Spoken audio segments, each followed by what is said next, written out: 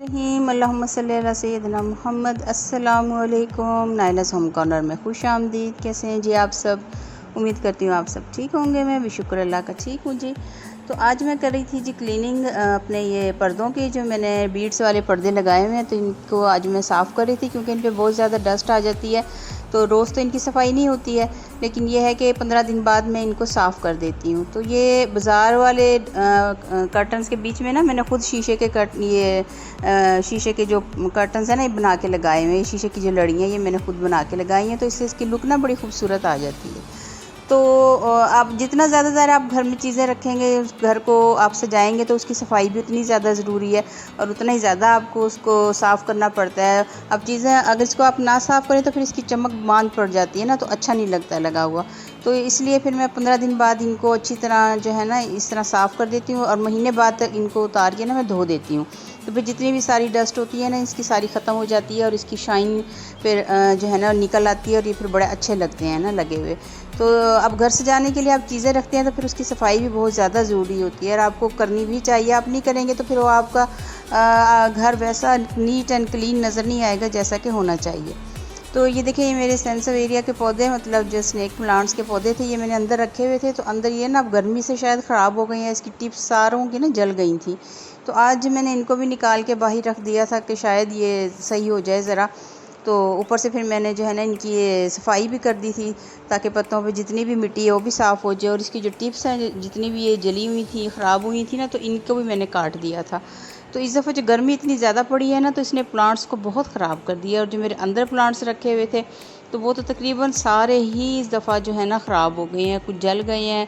और हालांकि ये इतना हार्डी प्लांट्स है, ये इतनी जल्दी ख़राब नहीं होता, लेकिन इसकी भी सारी देखें आप टिप्स ना, सब ये इसकी ये जल गई हैं, बिल्कुल इसके पत्ते मुरझा गए हैं। और हालांकि अंदर रखा हुआ इतना हरा भरा होता था, लेकिन इस दफ़ा तो यकीन मानिए इस बेचारे पौधे की ना बस शक्ल ही उड़ गई है, वो हाल हुआ है।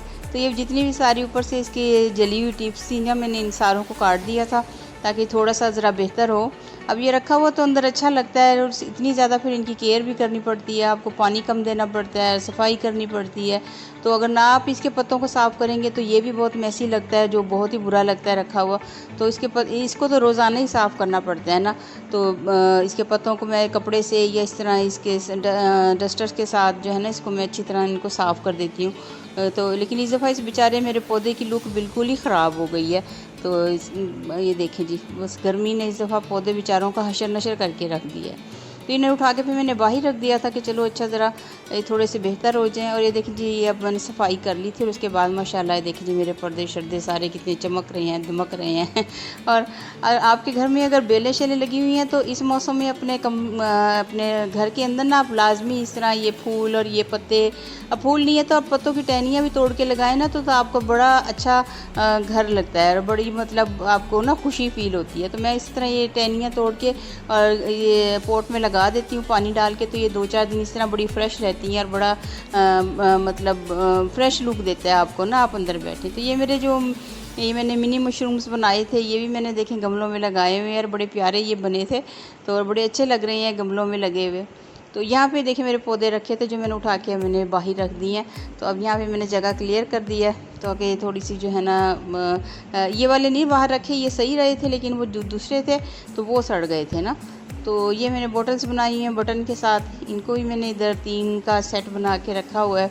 तो आज बस इन सारों की मैंने डीप क्लीनिंग की है, अच्छी तरह सबको साफ़ किया है ताकि ये चीज़ें जो है ना साफ़ सुथरी हो जाएं। और आजकल बारिश तकरीबन रोज़ ही हो जाती है शाम के टाइम।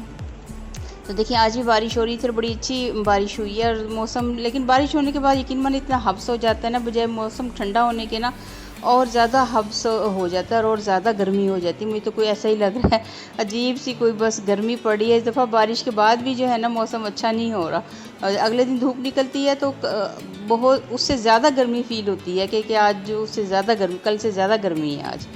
लेकिन जब बारिश हो रही थी तो बड़ा अच्छा लग रहा था और बारिश में बच्चे भी नहा रहे थे, तो मैंने भी आज जो है ना बारिश में नहा के ज़रा अपने आप को थोड़ा ठंडा किया है। तो जो है ना बस उसके बाद जब बारिश के बाद फिर ये होता है कि बच्चों को होता है कि चलें जी कुछ बना दें कुछ खाने के लिए, मौसम अच्छा है। यूँ तो किचन में आप जाती नहीं है मेरे से, तो बच्चों को शिकायत ही यही है कि आप किचन में जा नहीं रही हैं, आप कोई बना के नहीं दे रही हैं। तो मैंने कहा अच्छा चलिए ब्राउनीज़ पड़ी थी, ब्राउनीज़ में लाई थी ये सौदों में, तो इसका मिक्सचर, तो मैंने कहा चले आपको ब्राउनीज़ बना देती हूँ। तो बहुत ज़्यादा आसान है बनाना। इसमें हमने 2 अंडे डाले थे और जो है ना 1/2 कप ये ऑयल का डाल के इसको मिक्स किया, और ये ब्राउनी पाउडर मिक्सचर जो था ये सारा इसमें डाल के तो इसको अच्छी तरह हमने जो है ना मिक्स कर लिया था। तो ये बाज़ार से मैं अक्सर सौदों में ले आती हूँ, तो ये बच्चों को बना देती हूँ। ब्राउनीज़ उन्हें पसंद है दोनों को, तो उनके लिए फिर मैं ये बना के ना रख देती हूँ। तो ये देखिए बस ये बस हम अंडों को हमने ऑयल को मिक्स किया, और उसके बाद इसके जितना भी सारा ये ब्राउनी का मिक्सचर था ये हमने इसके अंदर डाल दिया, और बस इसको मैं इस तरह ये मिक्स करके टीन में जो है मतलब जो केक का ब्राउनी का जो सांचा है ना उसके अंदर डाल कर मैं इसको बेक होने के लिए रख दूँगी। और ये बड़ी अच्छी से हमारी ब्राउनीज़ हो जाए ना तैयार हो जाती हैं बड़ी जल्दी से ना। ये लीजिए मैंने बस वो प्री हीट किया हुआ था ओवन का, और मैं उसके अंदर इसको रख दूँगी, और ये इतनी देर में ये पक रही हैं। तो साथ ही फिर मैंने जो है ना चिप्स और बाकी चीज़ें भी फ्राई कर ली थी या फ्राई कर ली थी। तो साथ चाय भी बना ली थी, क्योंकि गर्मी में चाय पीने को तो दिल नहीं करता, लेकिन जब बादल हों बारिश हो रही हो तो फिर दिल करता है चलो एक कप बंदा चाय का पी ले। इस दफ़ा तो यकीन माने मैं जो चाय की लवर थी ना, मैंने गर्मी में चाय पी ही नहीं है, मैंने बिल्कुल चाय छोड़ दी है, इतनी शदीद गर्मी थी यकीन माने। तो बस ये सब फटाफट मैंने जो है ना ये नगेट्स वगैरह तल लिए थे, और साथ में बच्चों को चिप्स भी फ्राई कर दिए थे। तो बस उनका आज दिल कर रहा था कि मौसम के साथ जो है ना हमें आप चीज़ें बना के दे दें। तो लेकिन बनाते बनाते गर्मी से हशर मेरा बुरा हो गया था, गर्मी फिर भी नहीं कम हुई है किचन में। तो वही यकीन माने ऐसा दिल करता है कि बंदा ना कोई कूलर लगा ले। एसी की तो खैर अब क्या कहें, बंदा बिजली इतनी महंगी है तो एसी तो क्या लगाने का, बंदा सोचे तो कोई छोटा मोटा कूलर या कोई पंखा लगा लेना तो यकीन माने सुकून आ जाता है। तो ये बस ये देखिए ब्राउनीज़ भी मेरी रेडी हो गई थी, मैंने इनको निकाल लिया था, साथ में हमने वो सारा फ्राई भी कर लिया था। बस इनको ब्राउनीज़ को निकालती हूँ और इसके बाद फिर इनकी हम कटिंग कर लेंगे। ये देखिए ये बड़े आराम से इसके अंदर से निकल आई हैं, क्योंकि इसके अंदर बटर पेपर हमने नीचे लगा दिया था। और ये जो है ना इसकी शक्ल देखें आप कितनी, इसकी लुक देखें आप कितनी खूबसूरत है। ये लीजिए हमारी ब्राउनीज़ हो गई है रेडी। तो बस अब इनकी मैं कटिंग कर लूँगी। ये और ये बड़ी मज़ेदार बनती हैं। आप बाज़ार के मिक्सचर से घर में भी बना सकते हैं, लेकिन बस ये सौदों में जो है ना एक आधा मैं इसका पैकेट उठा लेती हूँ, तो महीने में एक दफ़ा मैं इनको बना देती हूँ बच्चों को। तो बस ये इसकी हम चकोर इस तरह देखिए पीस काट ली, और हमारी ब्राउनीज़ ये देखिए जी रेडी हो गई है। तो बस उसके बाद ये मैंने एक दिन पहले ये चाँप बकरे की मैं चाँप लाई थी, चेसप गई थी तो वहाँ से मैं लाई थी। तो फिर उनको आज मैंने जो है ना मिसाला लगा के रात ही को ही रख दिया था। जिस दिन लाई थी ना उस दिन रात को मैंने इनको मिसाला लगा के रख दिया था। और ये मैंने शान का मिसाला इस दफ़ा लगाया, मैंने घर का नहीं लगाया। तो बस वो चाँपें नहीं थी, उनको अच्छी तरह धो लिया था। उसके बाद से मैंने ये थोड़ा सा दही डाला था, और जो है ना इसमें ये जो जितना भी चाँप का मिसाला था सारा वो डाल दिया था। तो इसके साथ मैंने कहा इस दफ़ा बना के देखती हूँ कैसे बनती हैं। तो बस ये भी डाल दिया था, आधा किलो चाँप थी ये। तो बस उसके बाद फिर हमने इसमें मक्खन डाल दिया था, और बस इसको जो है ना मैंने मिसाला वगैरह लगा के मैरिनेट करके मैंने रात को फ्रिज में रख दिया था। तो अगले दिन फिर मैंने इनको फ्राई किया था। तो बस ये मिसाला लगा के अगर आप इसको रात को रख दें तो फिर बड़ी अच्छी जो है ना वो मैरिनेट हो जाती हैं, और फिर बड़े अच्छे तरीके से फ्राई भी हो जाती हैं, और इनका जो टेस्ट है ना बड़ा अच्छा आता है। अब ये नेक्स्ट डे जी मैंने फिर इनको प्रेशर दे दिया था, इनको गला लिया था। इतना नहीं गलाना कि बिल्कुल हलवा बन जाए, बस इतना कि आराम से ना टूट जाए। तो बस इनको मैंने हल्का सा प्रेशर दे दिया था ताकि ये गल जाएं, तो कच्ची ना रहें। तो ये देखिए जी बस इनको प्रेशर दे के और उसके बाद फिर मैं इनको ये देखें जी प्रेशर दे दिया था। उसके बाद फिर इनको ना फ्राई कर लेंगे।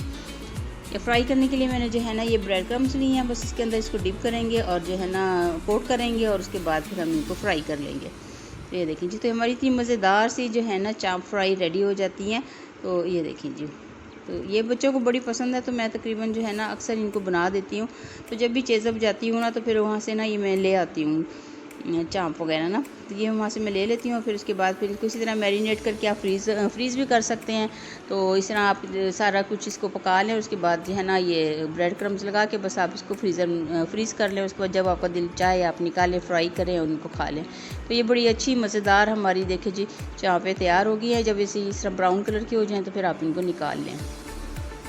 ये देखिए जी, वाह जी वाह जी, आप इसको ट्राई करें, यकीन माने बड़ी मज़ेदार ये बनती हैं। इस तरह ब्रेड क्रम्स के साथ आप इनको बनाएं तो ये बड़ी मज़ेदार किस्म की हमारी चाँप ये देखिए जी रेडी हो जाती है। ये लें जी, तो बस सारा कुछ आज मैंने जो है ना बारिश के हिसाब से सारा कुछ बना लिया था। तो मौसम अच्छा था, मूड भी अच्छा था, और फिर खाना भी अच्छा हो गया। देखें जी तीनों चीज़ें एक साथ अच्छी हो गई। और ये जी मेरी जैना मामा, इसका हुआ था ऑपरेशन। इसके जो है ना पेट में ना रसोली थी, ये अब बस गिल्टी सी कोई बनी हुई थी, तो बस फिर डॉक्टर ने इसको ऑपरेट किया और काफ़ी बड़ा इसका ऑपरेशन हुआ। तो अब ये इस टाइम ज़रा अभी होश में नहीं थी, अब थोड़ा थोड़ा होश में आ रही थी। तो बस आजकल इसकी भी बड़ी परेशानी थी, लेकिन शुक्र अल्हम्दुलिल्लाह ऑपरेशन इसका कामयाब हो गया। तो बस आजकल मैं इसकी खिदमत भी कर रही हूँ, बड़ी मेरी प्यारी मामा जैना। तो बस ये छोटा सा मेरा व्लॉग था जो मैंने आपके साथ शेयर किया है। तो दुआओं में मुझे भी याद रखिएगा। फिर आपसे मिलूँगी किसी अच्छे से DIY के साथ, किसी अच्छे से व्लॉग के साथ। तब तक आप हमारी जैना मामा के लिए भी दुआ करें, ये ठीक हो जाए जल्दी से। तो उसकी वजह से मुझे बड़ी परेशानी है। मैं आपसे चाहूँगी इजाज़त। अल्लाह हाफिज़।